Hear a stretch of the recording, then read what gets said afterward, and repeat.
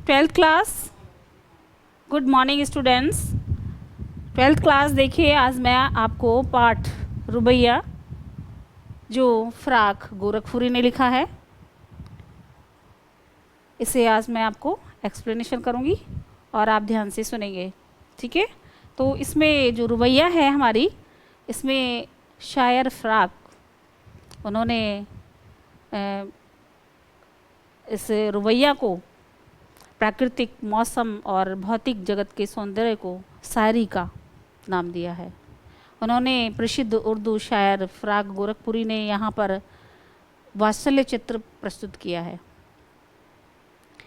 बच्चे की इच्छा, माँ की ममता और त्योहारों के बीच हिंदी, उर्दू एवं लोक भाषा के शब्दों के मिश्रण से उत्पन्न सौंदर्य का घटा अद्भुत है। वास्तव में फ़राक की जो रुबाई है वो हिंदी का एक घरेलू रूप दिखता है। उनकी सहज भाषा एवं प्रसंग सूरदास के वात्सल्य वर्णन की सादगी की याद दिलाता है। तो रुबैया क्या है बच्चों? सबसे पहले हम रुबैया के बारे में बताते हैं कि रुबैया क्या है। रुबैया एक छंद है जो इसकी विशेषता है कि इसमें पहली लाइन और दूसरी लाइन, उसके बाद चौथी लाइन, इसमें लय है, जिसे हम राइमिंग कहते हैं। क्या कहते हैं? जिसे हम राइमिंग कहते हैं, लयबद्ध होती हैं। और जो हमारी तीसरी लाइन है उसमें कोई लय नहीं है, कोई राइमिंग्स नहीं है। तो इसकी ये रुबैया की विशेषता है। देखिए, अब जो रुबैया का जो काव्यांश है वो किस तरह से लेखक ने, कवि ने अपनी शायरी में इसमें रुबैया में लिखा है। उन्होंने इसमें बच्चे के प्रति माँ की जो ममता है उसको दर्शाया है, उसका वर्णन किया है रुबैया में। देखिए कैसे किया है। फर्स्ट काव्यांश है हमारा, आंगन में लिए चांद के टुकड़े को खड़ी, आंगन में लिए चांद के टुकड़े को खड़ी, हाथों पे झुलाती है उसे गोद भरी, हाथों पे सुलाती है उसे गोद भरी, रह रह के हवा में जो लोका देती है, रह रह के हवा में जो लोका देती है, गूंज उठती है खिलखिलाते बच्चे की हंसी, गूंज उठती है खिलखिलाते बच्चे की हंसी। इसमें देखिए चांद का टुकड़ा क्या है बेटा, बहुत सुंदर, बहुत प्यारा, गोद भरी, गोद में भरकर, रह रह कर, रुक रुक कर, लोका देना, उछालना, बच्चे को प्यार से उछाल कर पकड़ना। तो इस तरह से ये इसके मीनिंग हैं, इसको भी आप ध्यान से सुनेंगे। तो ये जो हमारी काव्यांश है ये किससे लिया गया है? पाठ्य पुस्तक आरोह भाग 2 से लिया गया है। और इसके जो शायर हैं, इसके जो कवि हैं वो कौन है? गोरखपुरी, फ़राक गोरखपुरी, जिन्होंने अपनी रुबैया शीर्षक से कविता को लिखा है। इसका जो प्रसंग है वो क्या है कि प्रसिद्ध शायर फ़राक गोरखपुरी की इस रुबैया में एक छोटे बच्चे और उसके वात्सल्य का सुंदर चित्रण किया है। और बेटा इसमें वात्सल्य क्या है? वात्सल्य देखिए, माता पिता की जो संतान होती है उसके जो प्रति प्यार होता है उसे हम क्या कहते हैं? वात्सल्य कहते हैं। वात्सल्य हमारा एक रस भी होता है इसमें। तो ये जो हमारी जो कविताएं हैं वो हमारे रसों से आकर्षित होती हैं, आनंदित होती हैं। तो यहाँ इसी तरह से सूरदास जी ने कृष्ण लीला में वात्सल्य का वर्णन किया है, श्रृंगार का वर्णन किया है, श्रृंगार रस का वर्णन किया है। तो यहाँ कवियों ने जो है वात्सल्य का सुंदर चित्रण किया है अपनी कविताओं में, प्रकृति माता की ममता का। तो फ़राक आगे कहते हैं, फ़राक कहते हैं कि एक माँ अपने चांद के टुकड़े को जैसे सुंदर बच्चे को लिए किस में खड़ी है? आंगन में खड़ी है। आंगन में लिए चांद के टुकड़े को खड़ी, हाथ पे झुलाती है उसे गोद भरी, रह रह के हवा में जो लोका देती है, गूंज उठती है खिलखिलाते बच्चे की हंसी। देखिए वह कभी अपने बच्चे को अपने हाथ में झुलाती है, कैसे झुलाती है, इस तरह से, और कभी उसे उछालती है हाथों में लेकर। कभी रोता हुआ बच्चा आप महसूस करना, उसको हाथ में उठाकर ऊपर को उछालना, तो बहुत खिलखिला के खुश होके हंसने लगता है। उसी तरह से माँ के ऐसा करने से बच्चा क्या करता है, खिलखिलाकर हंसने लगता है। उसकी जो हंसी की आवाज़ है वो एकदम से इतनी तेज़ हो जाती है तो वो खिलखिलाकर हंसने लगता है। तो इसी तरह से ये हमारा जो काव्यांश है, इसमें माँ की जो ममता को दर्शाया है वो वात्सल्य रूप में दर्शाया है। ठीक है, तो इसे अगली लाइन से देखिए। काव्यांश आपका दूसरा है, तो उसमें किस तरह से है कि जो है इसमें नैसर्गिक वस्तुओं का जो विवरण मिलता है आपको, उस तरह से इसमें पूर्ण किया है उसमें हमारे कवि शायर ने। तो दूसरी लाइन है हमारी, नहा के झलके झलके, नहा के झलके झलके निर्मल जल से, उछले हुए गेसू में कंघी करके, किस प्यार से देखता है बच्चा मुंह को, जब घुटनियों में लेकर पहनाती है कपड़े। तो दूसरी रुबाई में माँ अपने बच्चे को नहलाती है, उसके बालों को कंघी से संवारती है और उसे गोद में लेकर कपड़े पहनाने की जो स्वाभाविक क्रियाएं हैं उसको देखकर बच्चा बहुत खुश होता है और अपनी माँ के फेस को देखता है। तो माँ और बच्चे के बीच जो मौजूद स्नेह का वर्णन किया है बच्चों, तो देखिए इसमें क्या है, शायर कहता है, शायर कवि, कि माँ अपने बच्चे के शरीर पर स्वच्छ झलकते हुए पारदर्शी जल से बच्चे के ऊपर डालकर उसे क्या करती है, नहलाती है। उसको उसके भीगे हुए उछले हुए जो उलझे हुए बाल हैं, नहाने के बाद जो बाल कैसे हो जाते हैं, उलझ जाते हैं, और उनको क्या करती है, कंघी करती है, सुलझाती है उन बालों को। तो उसी तरह से उसमें कंघी करके उसको संवारती है। और जब वह अपने घुटनों में लेकर अपने बच्चे को कपड़े पहनाती है तो बच्चा अत्यंत आत्मीयता एवं स्नेह के भाव से क्या हो जाता है, खुश हो जाता है। और किस तरह से उसको करती है, आगे कर दो, तो इस तरह से स्नेह से भाव से माँ के मुंह की तरफ देखता है और माँ बच्चे के प्रेम का सहज चित्रण इन पंक्तियों में हुआ है। तो इसकी जो अभिव्यक्ति है माँ के मुंह को बच्चे द्वारा देखने में निहित होती है। यहाँ पर जो काव्य सौंदर्य आप बता सकते हो कि कवि ने इसमें लोक भाषा में जो प्रचलित शब्दों का जो विशेष अर्थ के साथ काव्यांश में रखा है। जो घुटनों हैं, कंघी है, ये जनभाषा में जो डेली में बोले जाते हैं वो वाले शब्द यूज किए हैं। कवि ने उर्दू के रुबाई छंद का प्रयोग किया है। इसमें 4 पंक्तियाँ होती हैं, मैंने आपको पहले भी बताया है, पहली, दूसरी और चौथी पंक्ति में तुकांत होता है। तो ये था हमारा सेकंड काव्यांश।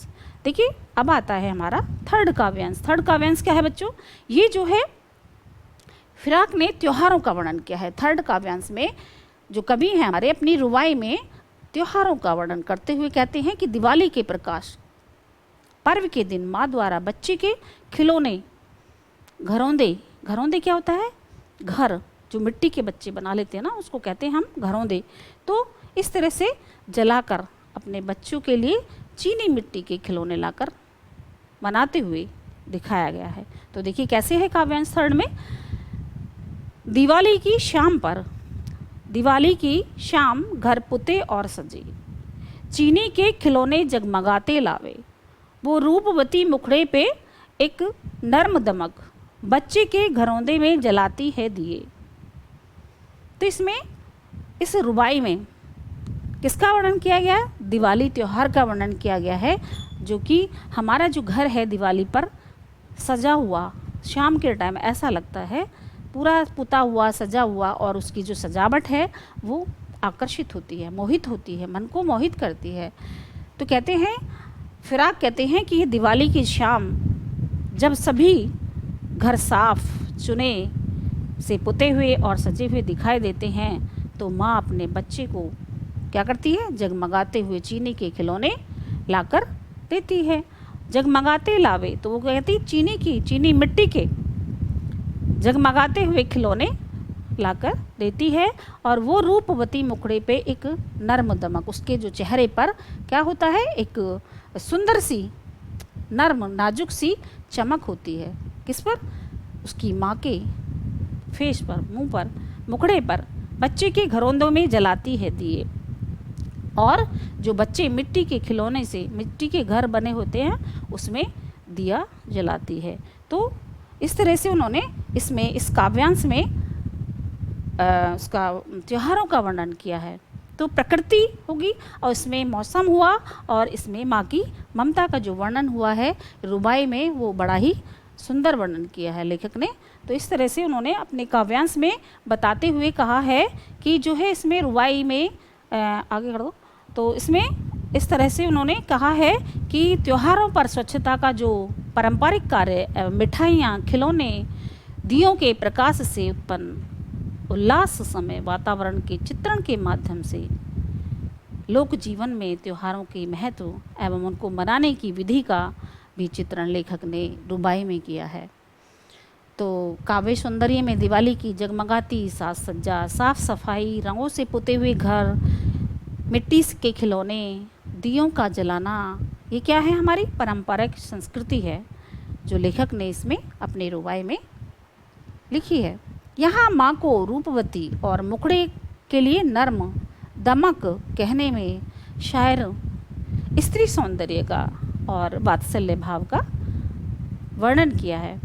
रुबाई में दृश्यक बिंबों की प्रधानता है, जैसे रंग रोगन के घर, चीनी के जगमगाते खिलौने, रूप सौंदर्य युक्त चेहरा, कोमलता की मधुर आभा, घरौंदों के दिए का जलाना आदि। तो ये क्या है? इसमें इनका बिंब हैं। किसके? दृश्य बिंब है ये हम इसमें क्या बता सकते हैं? काव्य सौंदर्य बता सकते हैं। और इसके आगे करें, भाषा उर्दू और लोक भाषा मिश्रित है। इसमें पूरी रुबाई में जो एक ही मात्रा है उसका प्रयोग से तुक और सौंदर्य को बढ़ावा दिया है। तो इससे हमारा ये थर्ड काव्यांश पूरा होता है। इसके बाद आता है बेटा हमारा फोर्थ काव्यांश। फोर्थ काव्यांश का है आंगन में ठुनक रहा है। आंगन में ठुनक रहा है। ठुनक क्या है? ठुनक मीन्स क्या है? मचल रहा है बनावटी रूप से। बालक तो हुई चांद से पे ललचाया है। ललचाना मतलब जिद कर रहा है। इसमें इस तरह से ललचायत होता है, किसी चीज़ को देखकर उसको लेने को आकर्षित, मतलब अपनी ओर जिद करता है लेने के लिए। बालक तो हुई चांद पे ललचाया है, दर्पण दे उसे के कह रही है माँ, देख आईने में चांद उतर आया है। देखिए, आंगन में ठुनक रहा है, जिद्दाया है। बालक तो हुई चांद पे ललचाया है, दर्पण उसे दे के कह रही है माँ, देख आईने में चांद उतर आया है। तो इसमें ठुनकना क्या है? मचलाना है। जिद्दाया क्या है? जिद किया, करना। और दर्पण क्या है? शीशा, आईना, शीशा। तो इसमें ये 3-4 मीनिंग हैं आपके। और इसमें जो प्रसंग है उसमें इस रुबाई में शायर ने बच्चे की बाल सुलभ यानी कि जिद का वर्णन किया है, क्योंकि वो चांद के टुकड़े को लेने के लिए जिद करता है। शायर कहता है कि बालक आंगन में पैर पटकते हुए, ठुनक कर, बनावटी वो करते हैं ना, खेल वो करते हैं, जिद करते हैं, तो उस तरह से भरते हुए इधर उधर चल रहा है। वह आसमान में चांद को देखकर उसे आकर्षित होकर ललचा रहा है और माँ से चांद मांगने की क्या कर रहा है? जिद कर रहा है। क्या कर रहा है बेटा? जिद कर रहा है।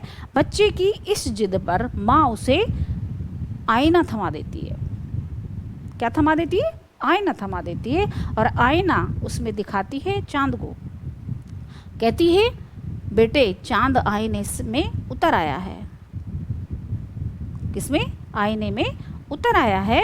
और वास्तव में छोटे बेटे जब जिद करते हैं तो जल्दी कैसे बनाया जाता है उन्हें? किसी भी चीज़ को देकर या उनकी जो इच्छित वस्तु है उसको देकर इस तरह से उसे शांत कर दिया जाता है। परंतु जब तक बच्चे को अपनी इच्छा पूर्वक वस्तु नहीं मिलती है तो वो जिद करता रहता है। और ये जिद कवि ने, शायर ने, जैसे इस प्रसंग में हुआ है उसी तरह से तुलसीदास जी ने भी अपनी रामलीला जो वर्णन था उनका, बाल छवि जो थी रामचंद्र जी की, उसमें राम को चांद के लिए हट करते हुए चित्रित किया है। इसी तरह से सूरदास जी ने भी कृष्ण को उनकी बाल छवि से दर्शाया है कि जैसे उसमें माखन चैप्टर है, उनका पद है उनका, तो उसमें मैया मैं तो चंद्र खिले ले हूँ, इस तरह से वो चंद्र का मतलब चांद का लेने के लिए उनको जिद करते हैं। तो इस तरह से उन्होंने बाल सौंदर्य का वर्णन बहुत ही सुंदर ढंग से किया है और काव्य परंपरा से जुड़ा हुआ है। तो इसमें काव्य सौंदर्य है, सार्थक शब्दों और वर्णों का प्रयोग करने से उच्चारण में जो अनुभूति होती है वो सारी इसमें जैसे सूरदास जी ने ब्रज भाषा में किया था, तुलसीदास जी ने अवधी भाषा में किया था, उसी तरह से हमारे फ्राग जी ने अपनी उर्दू भाषा में किया है। तो ये सार्थक शब्दों का वर्णों का प्रयोग करने में उच्चारण से जो कोमलता आती है, वो जैसे शब्द हैं ठुनक है, जिद्दाया है आदि शब्द होते हैं। तो ये था हमारा 4th काव्यांश। इसके बाद आता है बेटा हमारा 5th काव्यांश। ये भी हमारा त्यौहार है रक्षाबंधन। रक्षाबंधन किसे कहते हैं? जो भाई बहन भाई की राखी बांधती है, ये उस त्यौहार का वर्णन कवि ने अपने इस रुबाई में किया है। तो रक्षाबंधन की सुबह रस की पुतली, रक्षाबंधन की सुबह रस की पुतली, छाई है घटा गगन में हल्की हल्की, बिजली की तरह चमक रहे हैं लच्छे, भाई के है बांधती चमकती राखी। तो इसमें क्या है, क्या दर्शाया है कवि ने? उन्होंने कहा है कि जो है रस की पुतली क्या है बेटा, इसमें मीठी मीठी बातें या भावनाओं वाली प्यारी बेटी का या बहन का साथ। तो इसमें क्या है, घटा क्या है, बादल है, गगन आकाश है, लच्छे तारों का या डोरों का समूह है। तो इसमें मीनिंग भी आपको साथ के साथ पता होना चाहिए, तभी हम इसको आगे कर सकते हैं। और प्रसंग क्या बनेगा हमारा, शायर इस रुबाई में क्या करते हैं, लोक जीवन एवं परंपराओं से जुड़े भाई बहनों के पारस्परिक स्नेह के प्रतीक रक्षाबंधन के पर्व का वर्णन करते हैं। किसका वर्णन करते हैं? रक्षाबंधन के भाई का। तो शायर यहाँ कहते हैं बेटा, क्या कहते हैं? शायर कहता है कि रक्षाबंधन की प्रेम भरी सुबह में, जब आसमान में सावन मास के बादलों की, देखिए सावन और भादों का जो मंथ होता है, महीना होता है, उसमें बारिश, कभी घटा कभी बारिश कभी गर्मी, इस तरह से मौसम हो जाता है। और ये जो मौसम होता है बड़ा ही त्योहारों के आगमन का प्रतीक होता है। तो इसमें प्रेम भरी जो सुबह होती है, जब आसमान में बादल छाए रहते हैं और हल्की हल्की घटा रहती है, तो उसमें छोटी सी बच्ची जो है अपने भाई की कलाई में क्या बनती है, राखी बांधती है। और राखी की जो प्रतीक है वो बिजली की प्रतीक है, बिजली की तरह चमकते तारों से लच्छे वाली चमकदार स्नेह और उल्लास एवं प्रेम की प्रतीक है। क्या? राखी अपने भाई के हाथ में बांधती है। तो ये जो आप कविता में पढ़ा और आप देखा, क्योंकि प्रकृति भी है इसमें, माँ भी है, मौसम भी है, तो ये सारी चीज़ें हमारे जो कवि ने अपनी इस कविता में वर्णन किया है वो अनूठा है। और रुबाई शायर करते हैं, जैसे गज़ल शायर गाते हैं, उसी तरह से रुबाई में भी फ्राग गोरखपुरी ने अपना इसमें वर्णन किया है। तो इसमें जो काव्य सौंदर्य, उनकी जो भाषा है कैसी है, सरल है, जो हम रोज़ाना में यूज़ करते हैं, जो हम अपने डेली यूज़ में अपने बोलचाल में यूज़ करते हैं, वो सरल भाषा और सहज है। वर्णन में दर्शात्मकता उपस्थित की गई है। और रुबाई क्या है बेटा, एक छंद है, और उसकी विशेषता मैंने आपको बताई है। पहली, दूसरी और चौथी जो लाइन होती है हमारी, उसमें तुक बंद होती है, तुकांत होता है, वो लय होती है। और तीसरी जो लाइन होती है उसमें कोई लय नहीं होती है, कोई तुकांत नहीं होता है। इसे जिसे हम राइमिंग भी कहते हैं, इंग्लिश में क्या कहते हैं, राइमिंग कहते हैं। और जो इसमें हल्की हल्की में इसमें पुनरावृत्ति प्रकाश है, इसमें अलंकार भी नज़र आ रहा है, इसमें वात्सल्य भी नज़र आया है। तो प्रकृति का जो मानवीयकरण किया है फ्राक ने अपनी इस कविता में, इस रुबाई में, तो ये अनुपमीय है।